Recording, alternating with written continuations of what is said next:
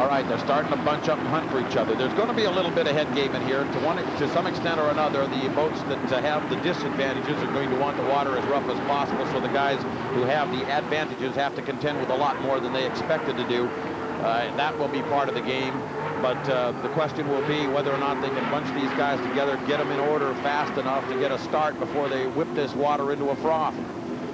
Even though they started out here with what I think was probably the best water conditions of the day, with the adrenaline and everything that's going on here, I expect there's going to be 2 or 3 aborted starts, and it's going to be a jacuzzi out there by the time they drop the green flag. It will be a froth. It certainly will look like a shark feeding frenzy out there in the water, particularly in the south corner there where they got to go rocketing into. And again, they don't go into it at the highest possible speeds, which means that maneuverability and control is always a little difficult. We've already seen that. We've had a buoy taken out down there. We've had boats leap out of lane. We've had all kinds of incidents like that already this afternoon. The water gets like that. That's the way the boats get. They get out of attitude. All right, look at that Budweiser trailing back behind everybody else. A sight that you just can't believe. It's almost impossible to accept to the Budweiser's the trailer boat, but it is.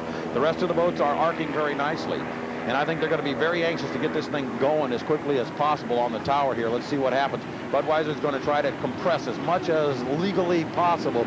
We're looking at the white flag flying. They're all coming down to the line. They have a pretty decent line at this moment. Let's see if they give them the green and let them go. They do. They're off and going. The race is underway. The Texaco Cup 1994 and the Smokin' Joe's.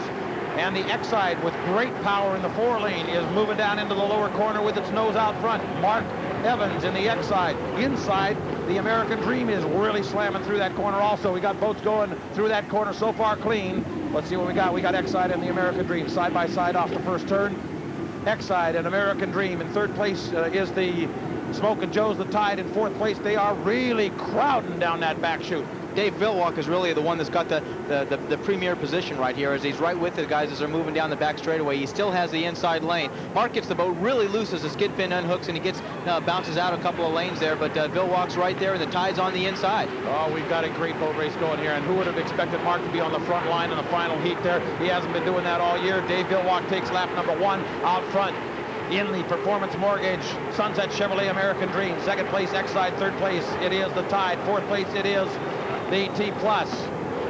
Somewhere in there, of course, oh, there he is. In third place, actually battling for third, it is the Smokin' Joe's. He's still in that battle over there. He's not out of it by any stretch. He's back here, he's in the 6th position, coming just through the turn right there. There he is, just inside of Scott Pierce, yeah. Yes, now we do see him. Okay, for a moment there. We will have that head-to-head race with Chip Hanover. He will, but not where he wanted to be at all. For some reason, the Smokin' Joe's just doesn't look competitive right now. But look at this. Pulling away in this final heat. It's the American Dream. Pulling away is Dave Villwock, slamming really through rough. That north corner. Big bounces. Driving the race of his life. Fred Leland on the dock. Can't believe his boat is winning out here in Seattle. End of lap number 2. Dave Villwock is pulling away. It is the Exide in second place, but some distance back. The Tide in third, some distance back. It is the T Plus in fourth, some distance back. It is the Smokin' Joe's, unable to give chase. And even the Miss Budweiser is being challenged now by the pit stop boat for last place. The challenge continues. And up the back chute, it is Dave Villwock in the American Dream, the Performance Mortgage Sunset Chevrolet American Dream, commanding this boat race out here. Yeah, Dave's starting to stretch it out now a little bit as they go down the back straightaway heading towards the bridge there. The wind really does not appear to be much of a factor, but the rough water certainly is. The boat just pounding up on the recovery areas as it comes through the upper turn there. Dave's got on the canards a little bit, trying to free the thing up to help it step over some of those bumps and help it to accelerate off the exit pin as he comes down the front straightaway. And we're in lap 3, and you got to know now, with 2 more to go, Dave is starting to listen for the gremlins. This boat has no depth as far as equipment is concerned. Can he hold on for 2 more laps? That's the question he's asking himself. I don't know whether I can do that. I haven't done it all season long.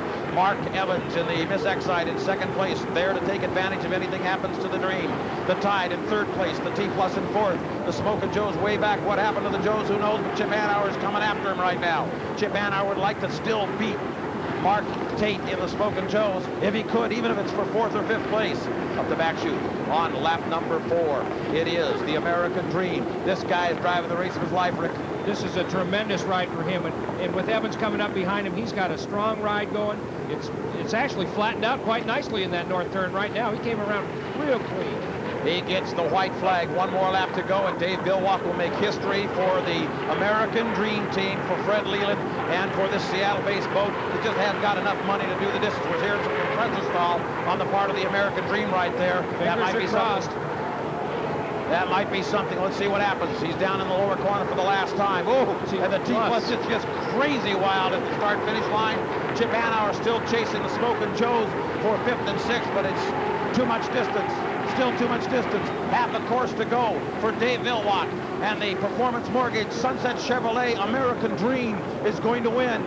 And it will be Fred Leland's first victory. It'll be only the second one for Dave Villwock. It'll be this team's very first victory. And yes, ladies and gentlemen, it'll be Fred Leland's team winning this race. The guy you used to laugh at, better not laugh anymore. Mark Evans is giving chase on the inside. He's making a shot. He's going to take a shot at it. The checkered flag is out. Who's going to be? It will be the American Dream winning the race with Mark Evans in the Exide second.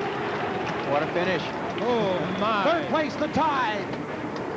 Oh, you can see as you know, time went on there, they kept moving farther and farther out. Look at the Budweiser has overtaken the Smokin' Joes. Chip Hanauer keeps his honor, and still Mark Tate has not beaten Chip Hanauer head-to-head. Chip Hanauer in the Budweiser finishes ahead of the Smokin' Joes.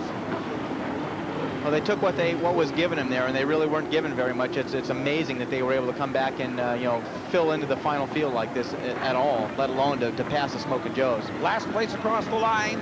It is the Compass presents the Miss Berrien pit stop. But I got to tell you, the guys down there, the Stars and Stripes, have got to be absolutely thrilled. I'll tell you something else. My associate Lucille Woods put on her red, white, and blue earrings for the first time in 10 years. She put those earrings on this morning, Stars and Stripes. I said, does that mean the American Dream is going to win today? She said, yep. She was right. Good for her.